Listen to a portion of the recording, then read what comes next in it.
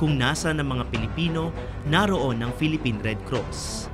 Mula January 6 hanggang 10 ay isang matagumpay na operasyon na naman ang ating naisakatuparan kaugnay ng kapistahan ng Poong Jesus Nazareno. Naghanda na tayo sapagkat magmula pa ng Disyembre, naghanda na kami dyan sa translasyon para yung honor nga si Jesus of Nazarene. So sikapin natin na tuloy-tuloy ang ating prosesyon hanggang sa matapos ng mapayapa at ligtas. Siniguro namin ang inyong kaligtasan at kapakanan.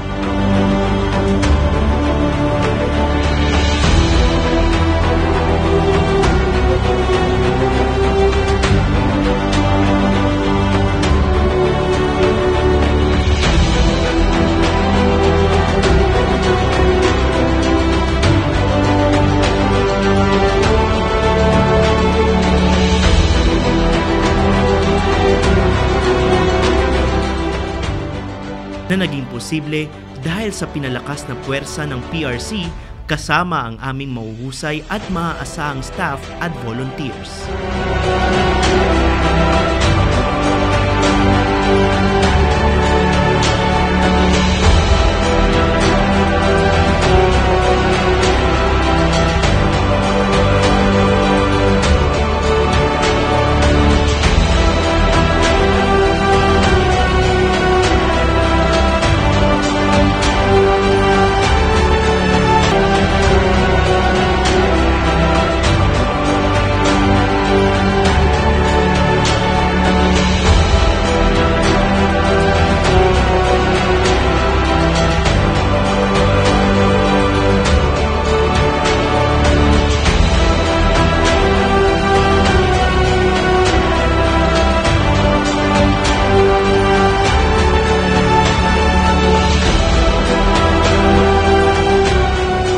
Hindi man naghihintay ng anumang pagkilala, naramdaman ng bansa ang ating presensya. Matyagang nagbantay at umalalay ang Philippine Red Cross sa selebrasyon ng pista ng Poong Jesus Nazareno.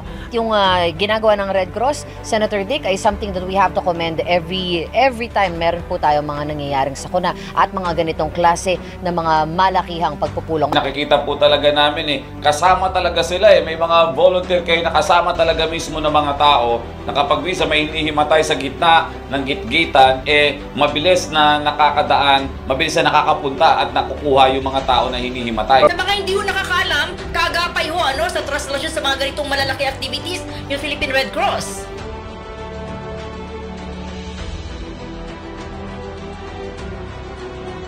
Sapat na sa amin ang kayo'y buong pusong mapaglingkuran. Naapakan ako dahil nag-aagawan kami ng ng lubid. Nakita ko kayo, nakita ko pumunta para makatingnan. Papasalamat ako sa Red Cross dahil maganda rin ang kanilang serbisyo.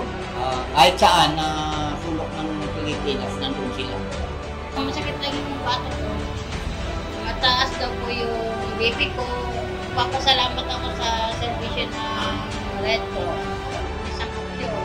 Yung karusa na yung dumaan, di nagtulakan kasi maraming gustong sumampa siya. Hinahila siya ng lalaki, kaya nakabitaw siya sa akin. Pagbaba ko dun sa tinatayuan ko, wala na siya. Mula noon, nagkahiwalay na kami.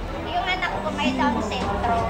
Laking pasalamat ko sa Red Cross dahil sila nakahanap naman ako. Panata namin na hanggat may nangangailangan ng tulong at kalinga, ang inyong Philippine Red Cross ay handang magbigay pag-asa.